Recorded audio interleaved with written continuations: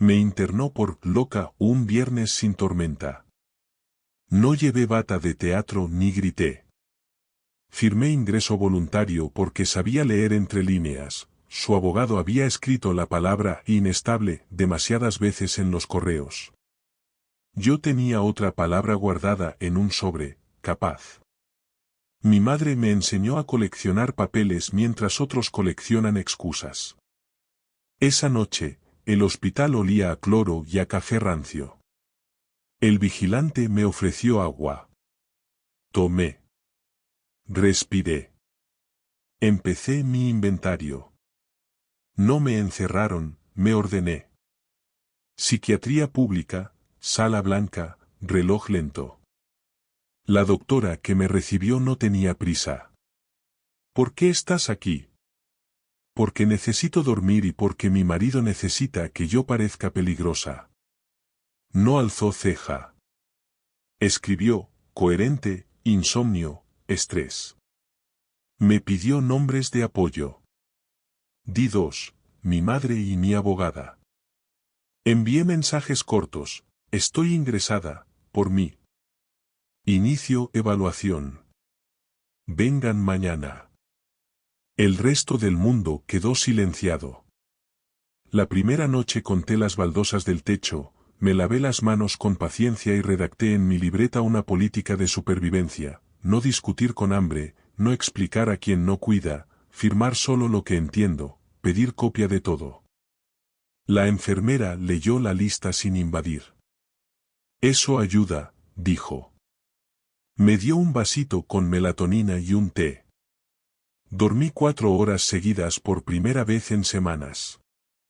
Mi cabeza agradeció con quietud, no con júbilo. El sábado llegaron mi madre y la abogada. Mi madre trajo sopa en un termo y una mirada que corta culpa. La abogada trajo una carpeta azul. Tu marido intentó activar una guarda provisoria señalando, inestabilidad emocional detallada, punto.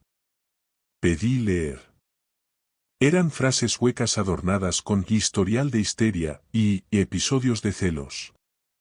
Respondí con hechos, reportes de trabajo, correos de mi jefa, certificados médicos de fatiga.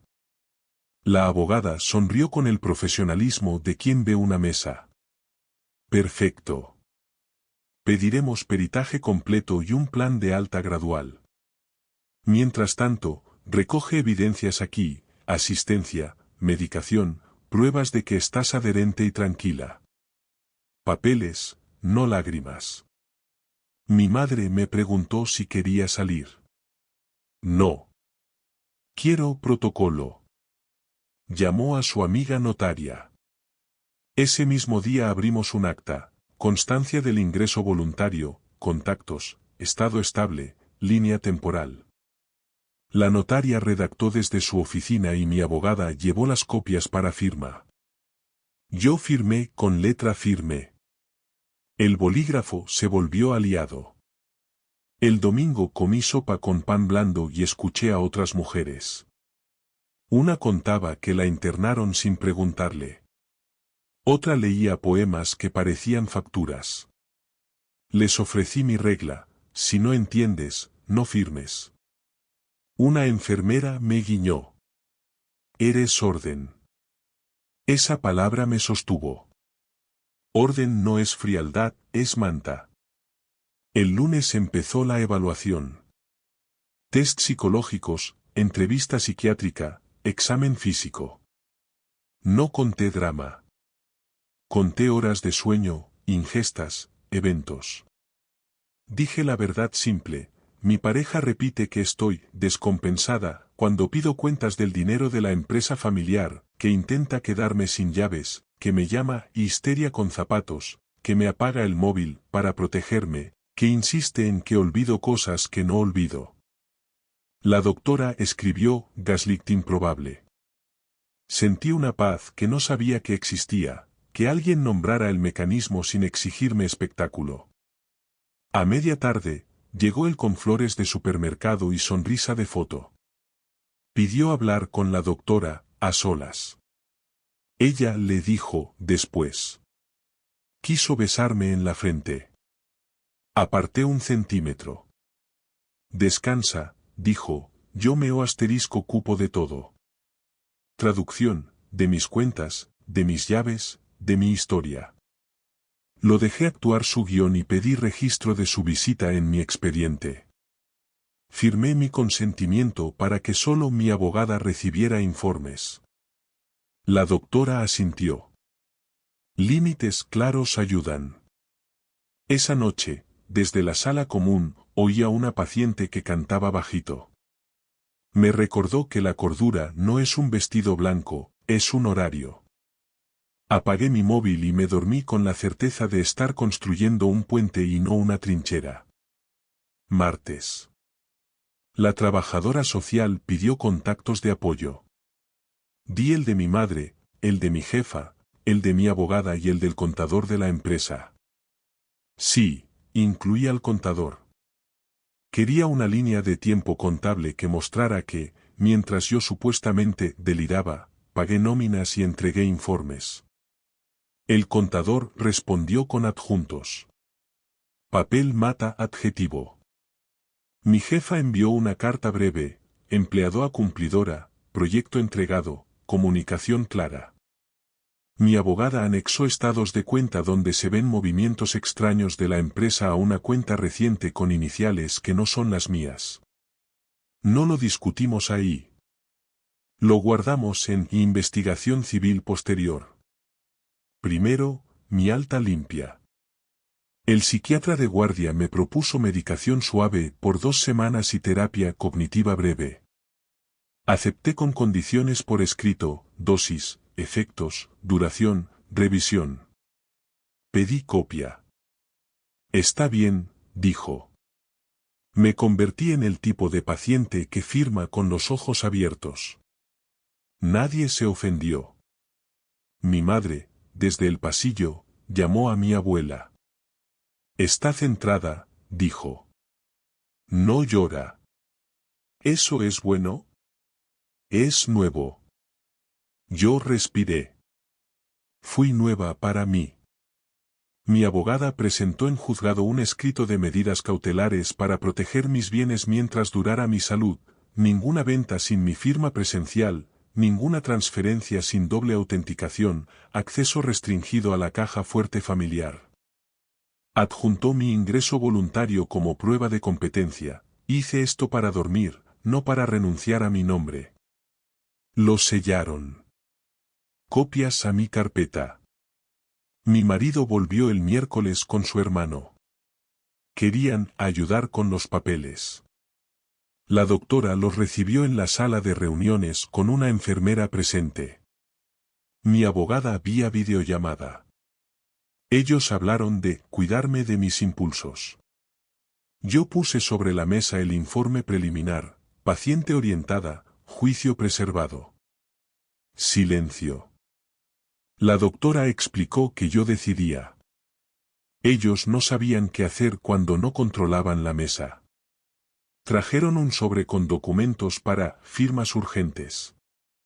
Lo abrí. Era un poder general. Sonreí sin dientes. No firmo poderes en bata.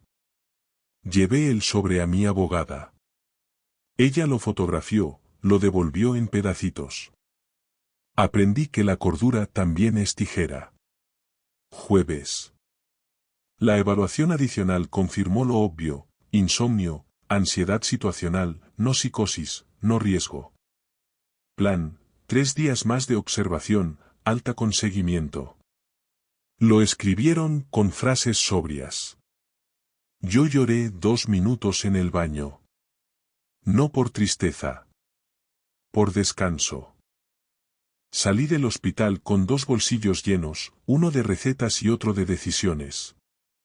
Mi madre manejó. La abogada iba detrás con la carpeta azul y un sello portátil que parecía juguete. Nos detuvimos primero en la asterisco notaría. La amiga de mi madre ya tenía redactado el documento que cortaba cualquier poder previo, asterisco revocación total. Leí despacio. Firmé. Copias para mí, para el registro y para el abogado contrario. La notaria me miró como mira una arquitecta su plano, esto endereza paredes. Segundo paso, asterisco cambio de cerraduras. El cerrajero llegó con un maletín y silencios útiles. 3 cilindros nuevos, un resbalón reforzado, 2 juegos de llaves. Uno quedó con mi madre. El otro conmigo. Saqué del cajón el llavero viejo y lo metí en una bolsa marcada historial. En la puerta pegué un papel, nada de sorpresas. Tercero, asterisco bancos. Entramos con turno y con cartas. La oficial nos llevó a un cubículo. Entregué mi carta de asterisco competencia actual, la revocación de poderes y la solicitud de alertas dobles. Doble autenticación para cualquier movimiento, pedí. Activaron. Pedí estados de cuenta de 6 meses y acceso a asterisco registros de IP. Se podía. Los llevé en PDF. En la libreta roja anoté, dinero es memoria. Cuarto, asterisco contador. En su oficina, una mesa grande y una pantalla con hojas de cálculo. Necesito una auditoría express de la empresa familiar, dije. Busquen traspasos a cuentas nuevas desde que empezó el episodio. Señalé las iniciales repetidas en los extractos. No eran las mías. El contador arqueó ceja. Esto huele a asterisco vaciado. Mi abogada asentó. Recojan, no acusen, aún. Aprendí a morderme el teatro. Quinto, asterisco registro civil. Trámite para actualizar mi asterisco testamento. Heredera principal, mi hija. Legados, para mi madre y una donación al hospital. El notario leyó la cláusula clave, asterisco sustitución vulgar para evitar que mi pareja toque un centavo a través de terceros. Añadimos un asterisco cautela socini y un asterisco fideicomiso simple para estudios de la niña. ¿Desea desheredar a alguien? A nadie. Solo asterisco blindar. Firmé. Sentí que mis apellidos volvieron a sentarse derechos. Sexto, asterisco correo. Redacté un mensaje corto al abogado de él, mi clienta ha revocado todo poder. Cualquier asunto, por escrito. Adjuntamos informes médicos y medidas cautelares. Enviar. Apagón de emociones. Encendido de método. Volvimos a casa. Mi madre abrió ventanas. Yo guardé la carpeta roja en una caja transparente con etiqueta, asterisco papeles vivos. En otra, asterisco archivo. Sirvió sopa. Ahora, descanso. Dormí 90 minutos como quien apaga una fábrica por mantenimiento. A media tarde, apareció él en el portal. No subió. Llamó. No atendí. Escribió, hablemos. Respondí con plantilla, abogada copia. Propón horario y tema. Llegó su propuesta, volver a empezar. La mía, inventario. Le mandé una asterisco lista, llaves, dispositivos, contraseñas, los contratos de la empresa, el registro de pagos a proveedores. Silencio. Luego, un audio, no seas exagerada. Traducción, perdí el tablero. Mi abogada le contestó, o inventario, o juez. Esa noche revisé cajones. Encontré asterisco carpetas con talonarios, un USB oscuro, fotocopias antiguas. Clasifiqué sin morbo. El USB tenía 4 hojas de cálculo con nombres de proyectos puente, que fugaban dinero a una cuenta a nombre de una sociedad nueva en otra ciudad. Capturas. Todo a la caja asterisco investigación. No publiqué nada. Archivé. Aprendí que la verdad se guarda fría para servirla legal, no caliente para redes. Día 2 de alta. Agenda llena. Asterisco psicoterapia temprano. Asterisco cita con la pediatra al mediodía. Reunión con el contador. La terapeuta fue directa. Tu salud no es una percha para la estrategia. Duerme, come, camina. Noté en mi lista. Asterisco 8 horas. Asterisco 3 comidas. Asterisco 20 minutos. La pediatra me recordó lo obvio. La niña necesita rutina, no ver a adultos haciendo justicia en vivo. Ok. El contador trajo números, 3 desvíos significativos, mismo patrón, misma IP doméstica. Asterisco hechos, no adjetivos. Con esos datos, mi abogada preparó un asterisco requerimiento notarial de devolución de fondos y preservación de documentación. Se envió a la empresa y al correo de él. A la noche, él respondió con altanería. Mi abogada, implacable, adjuntamos logs. Lo vi perder volumen. Menos teatro, más papeles. El tercer día cambié asterisco contraseñas y activé asterisco verificación en 2 pasos. Retiré de la casa un par de objetos que me engañaban memoria, la foto de boda, un perfume, regalo. Los guardé en la caja asterisco museo. No quemé nada. No soy pirotecnia. Soy inventario. Llegó una asterisco carta de su abogado exigiendo restitución a la normalidad conyugal. Mi abogada contestó con 3 adjuntos, informe de alta con capacidad, revocación, auditoría preliminar. Y una línea, normalidad conyugal no incluye poderes generales ni vaciado de empresa. En silencio, tomé agua. El papel era mi idioma. Mi madre trajo un asterisco mapa de la casa. Puntos ciegos, dijo. Señaló puertas, ventanas, cajones. Aquí guardas. Aquí no. Reí. Convertimos esa tarde en logística. Etiquetamos llaves. Puse un asterisco registro de accesos en la entrada, fecha, hora, propósito. El orden ahuyenta fantasmas. El cuarto día llegó la primera asterisco mediación. Sala neutra, mesas separadas, una administradora con voz plana. Él empezó con su narrativa, rescatarla de su inestabilidad. La administradora la cortó con mis papeles, ingreso voluntario, capacidad, tratamiento. Cambió de tema, la empresa es mía. El contador, por videollamada, no. Participación asterisco 50-50 y evidencia de asterisco traspasos. Propusimos 3 medidas, inmovilización de cuentas de la empresa, custodio de libros y auditoría externa. La administradora apuntó, razonable. Él frunció.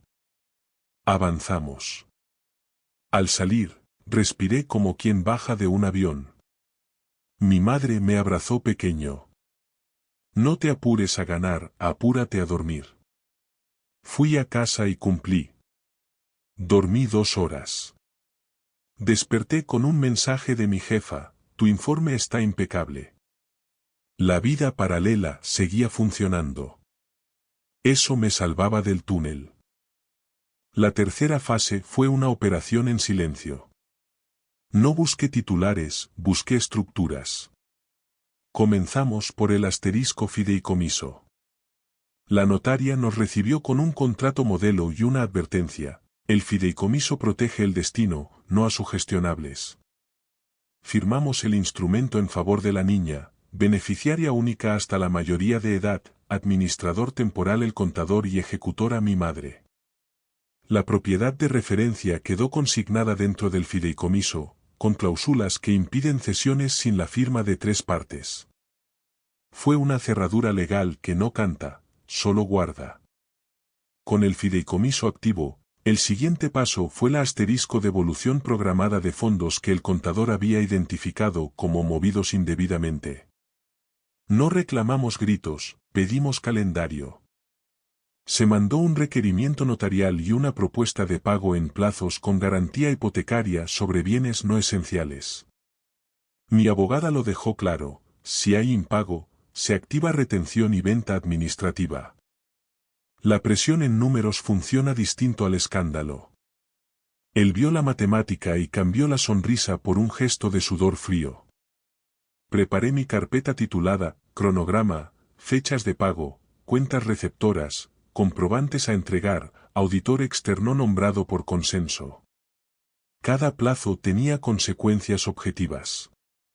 No era venganza, era contabilidad. El primer pago llegó en la fecha exacta. Funcionó. Lo anoté en la libreta roja. La sensación no fue triunfo, fue control de daños.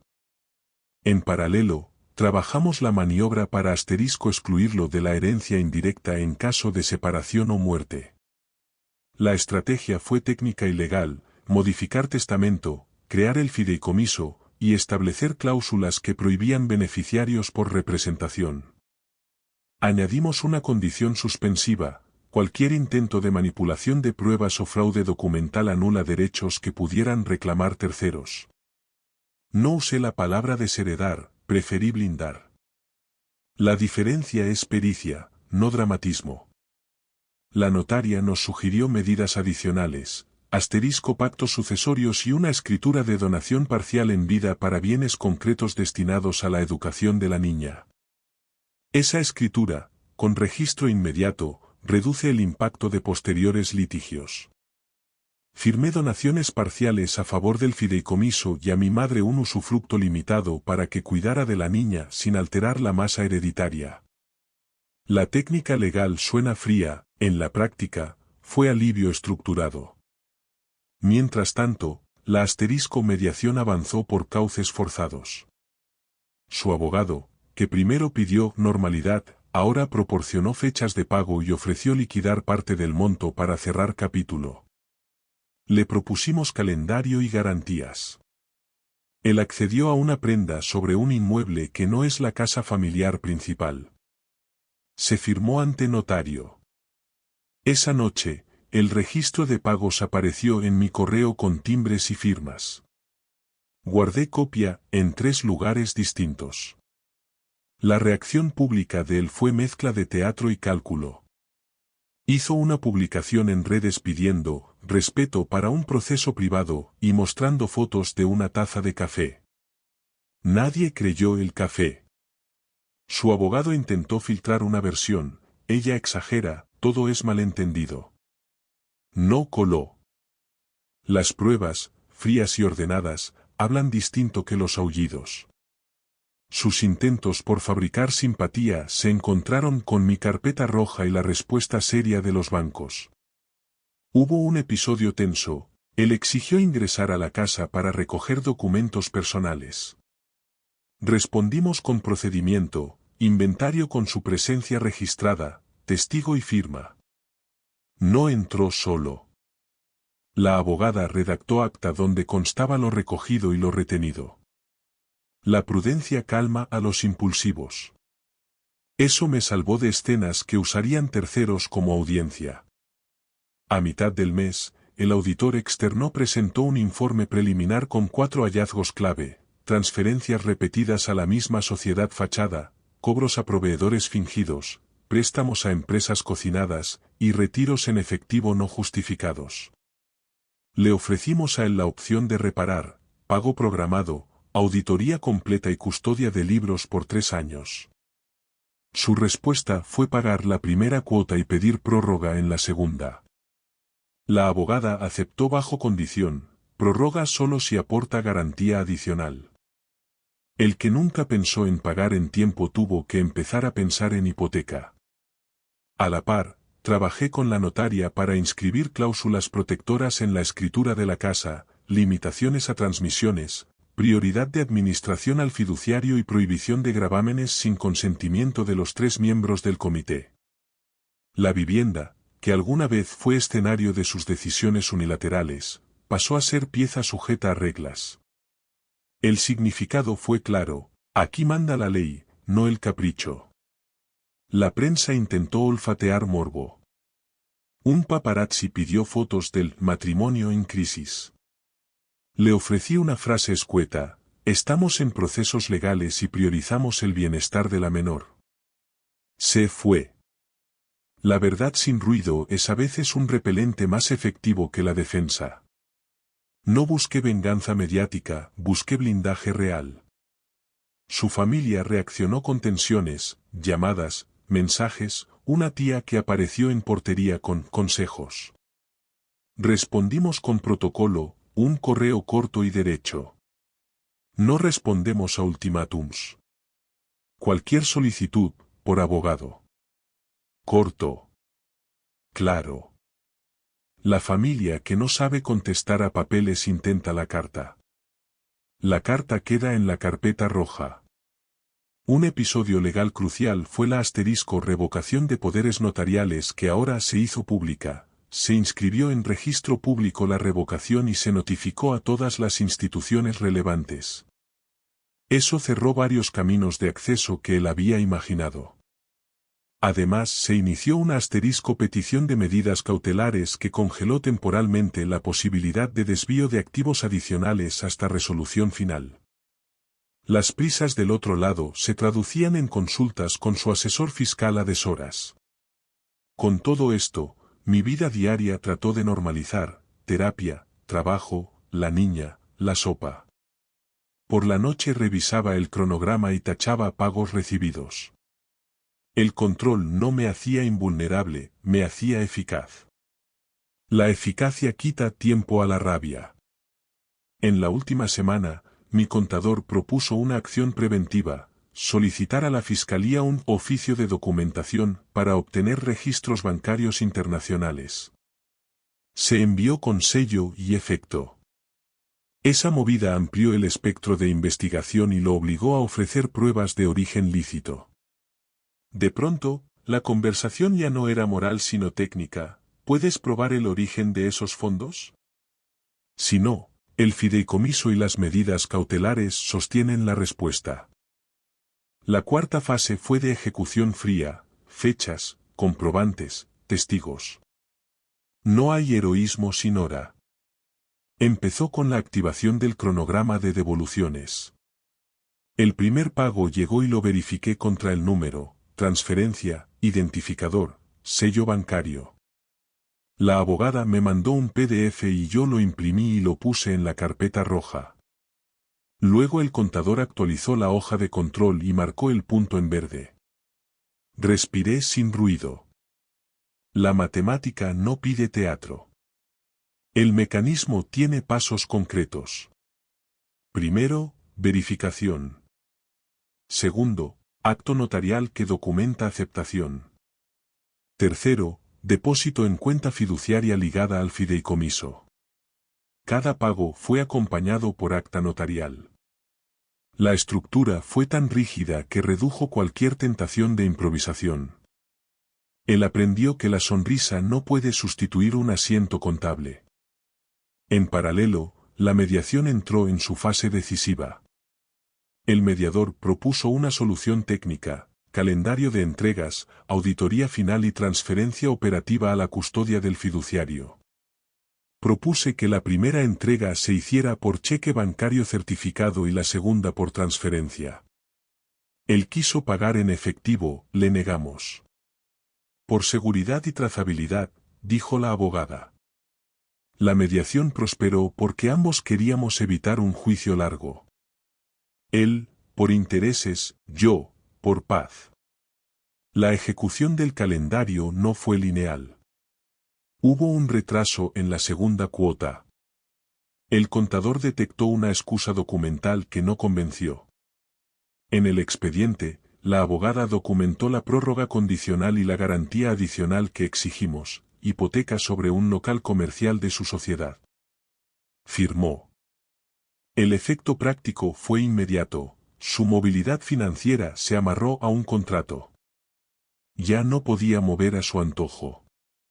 Mientras esto ocurría, diseñamos la maniobra legal para bloquear su intento de reclamar como heredero indirecto. No es venganza, es técnica preventiva. Solicitamos la inscripción registral de cláusulas en el expediente de la casa y en los registros sucesorios.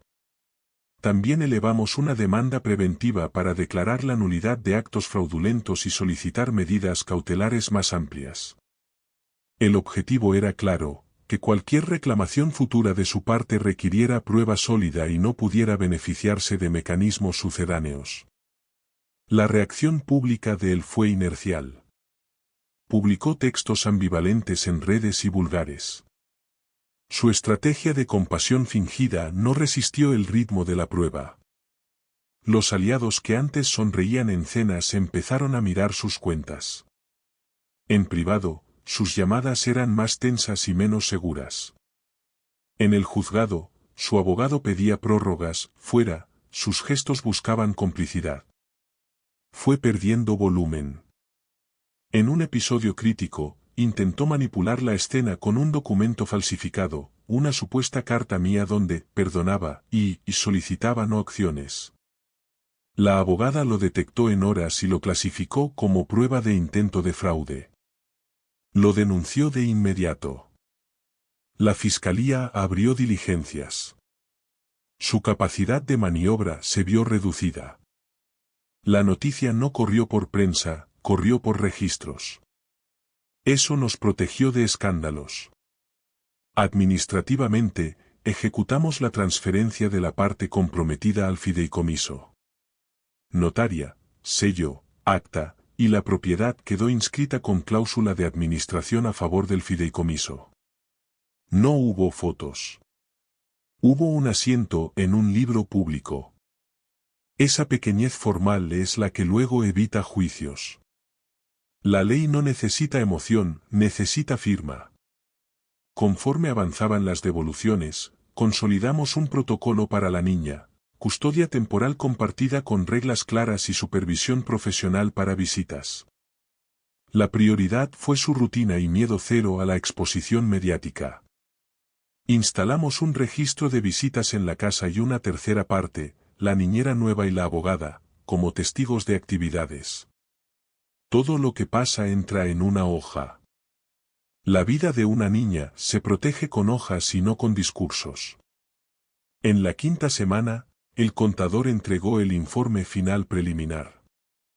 Sus conclusiones eran contundentes, hubo irregularidades suficientes para iniciar acción penal contra quienes ordenaron los desvíos. Lo presentamos al fiscal. La reacción fue rápida, citaciones, solicitudes de documentación, congelamiento temporal de cuentas.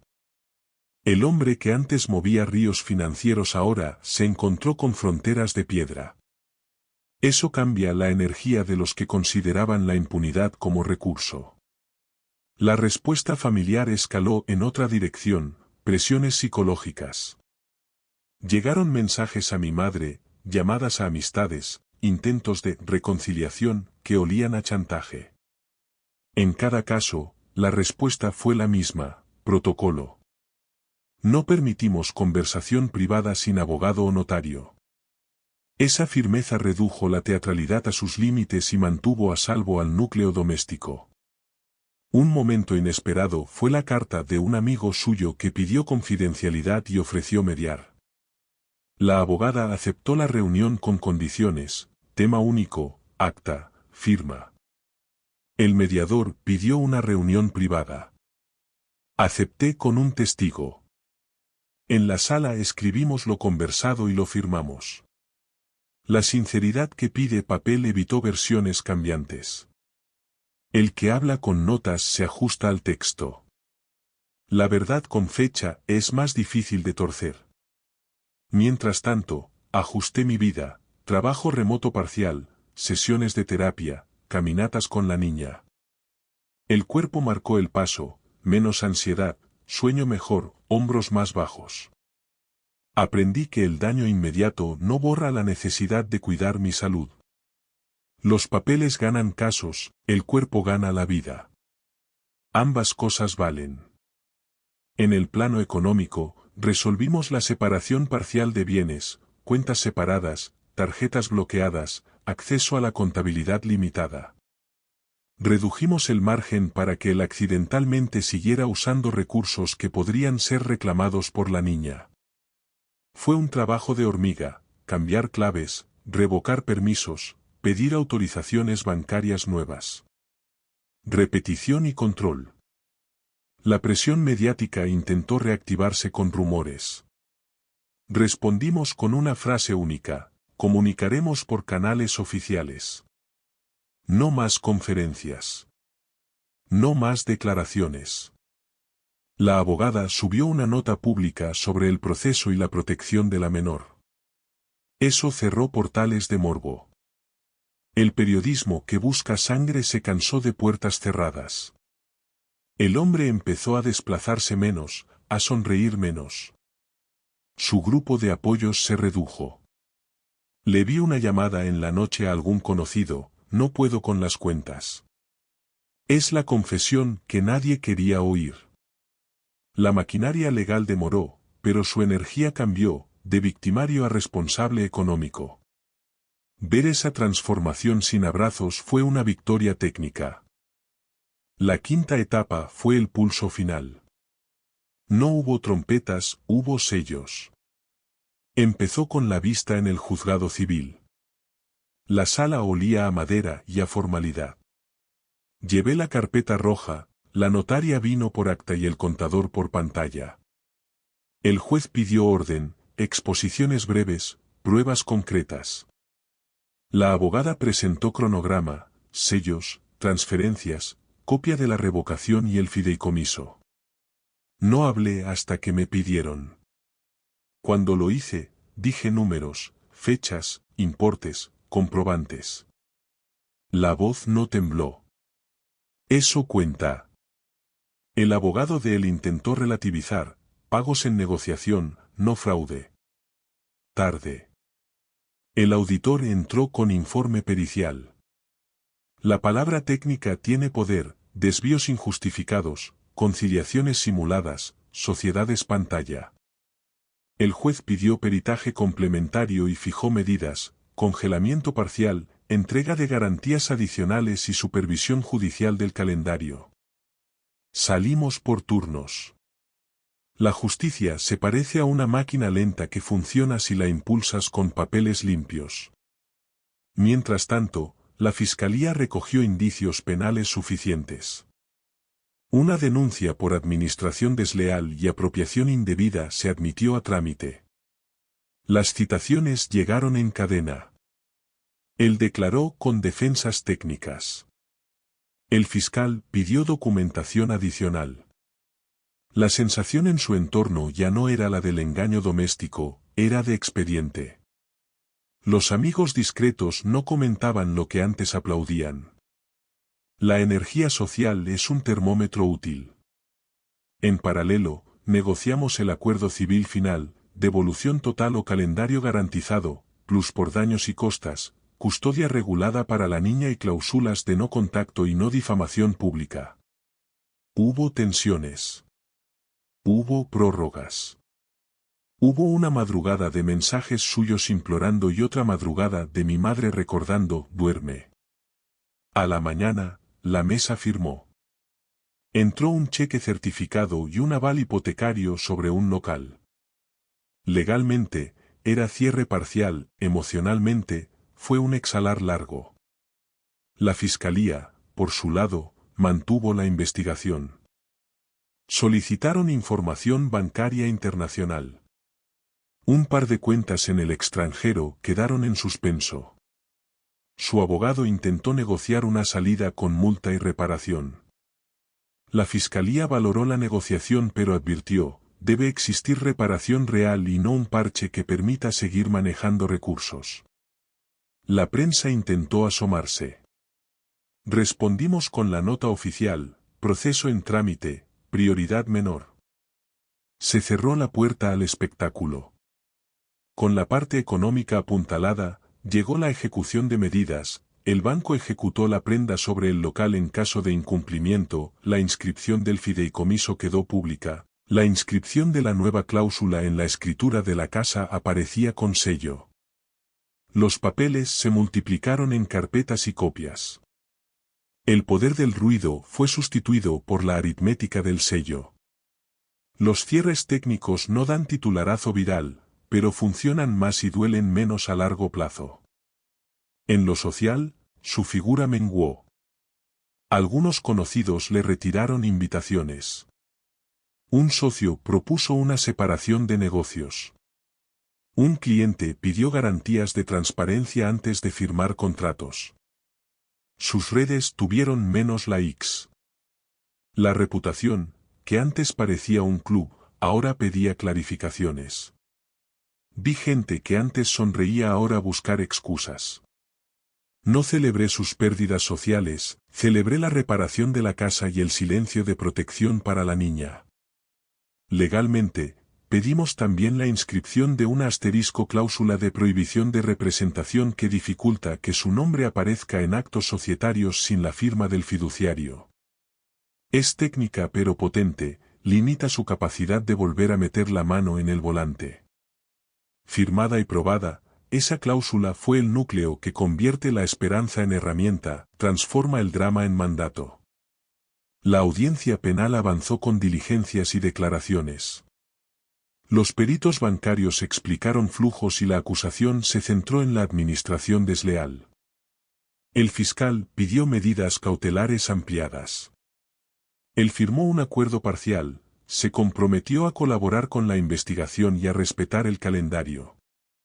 Los riesgos penales no siempre acaban en prisión, a menudo acaban en pactos que implican reparaciones económicas y pérdida de prestigio. Para mí, la pérdida de impunidad fue suficiente inicio. La sentencia civil finalizó en una resolución de pago con garantía y un reconocimiento de la nulidad de ciertos actos de disposición. La casa quedó bajo tutela parcial del fiduciario en cuanto a decisiones patrimoniales ligadas a la niña. No fue una humillación escénica. Fue una traducción legal del sentido común. Quien dispuso irregular, no dispone ahora bajo criterio libre.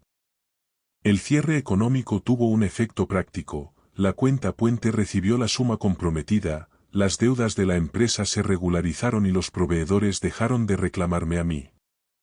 Los pasivos se reorganizaron. El contador cantó el último balance con un tono que sonó a final de acto, contablemente saneado. Puse la firma final y guardé copia. La sensación fue orden, no triunfo. Sostener la vida cotidiana era la victoria. En lo personal, sentí una especie de fatiga clara. La terapia indicó somnolencia reparadora y ejercicios de mindfulness. Empecé a tomar clases de panadería. Aprendí que lo doméstico reconstruye lo humano, amasar sin prisa, dejar reposar la masa, no abrir antes de tiempo. La niña aprendió a identificar la palabra alto como herramienta y a poner el abrigo en su percha sin que nadie le pida. Hubo un episodio de reconciliación mediada entre nosotros, una reunión corta con psicóloga, acta y reglas. Habló más el bienestar de la niña que la narrativa romántica. Él mostró signos de humildad, no era teatro. Se comprometió a terapia, a la transparencia de cuentas y a no involucrar a la familia en los asuntos domésticos. Lo firmó ante notario. No es un certificado de moralidad, es un papel que obliga. Algunas amistades volvieron a mi vida con timidez, otras se alejaron sin explicación. Elegí pocos actos sociales y preferí la cocina con mi madre. Hicimos pan, sopa y llamadas cortas. La vida volvió a su tamaño práctico. Mis días tuvieron menos urgencias y más columnas con títulos claros: trabajo, niña, salud. Eso permitió recuperar horas que antes consumía la vigilancia. La justicia penal siguió su curso. Hubo diligencias, comparecencias, audiencias. La investigación continuó mientras el calendario de pagos se cumplía. La Fiscalía advirtió que la causa puede cerrar con acuerdo reparatorio siempre que la evidencia permita sanción proporcional. Para mí, la verdad juzgada fue menos importante que la seguridad estable. Preferí la segunda. La sexta parte no sería un clímax teatral. Sería cierre administrativo y reconstrucción cotidiana. Empezó temprano, con documentos en mano y un plan de rutinas. Tenía la carpeta roja a la izquierda y la caja transparente con los hechos a la derecha. Hice café y respiré. La casa olía a pan, no a noticia. Esa simple diferencia marcó todo. En la mañana llevamos al juzgado la documentación final, actas notariales, cronograma de pagos cumplidos, informe pericial, pruebas de la revocación de poderes y la inscripción del fideicomiso. El juez citó para resolución en 10 días. 10 días son un espacio para no celebrar y para no hundirse. Los llené con sopas, siestas y listados prácticos. Mientras tanto, la fiscalía continuó con la instrucción penal. Hubo audiencias y testificales. El fiscal pidió medidas de aseguramiento sobre cuentas internacionales pendientes. La respuesta fue técnica y lenta.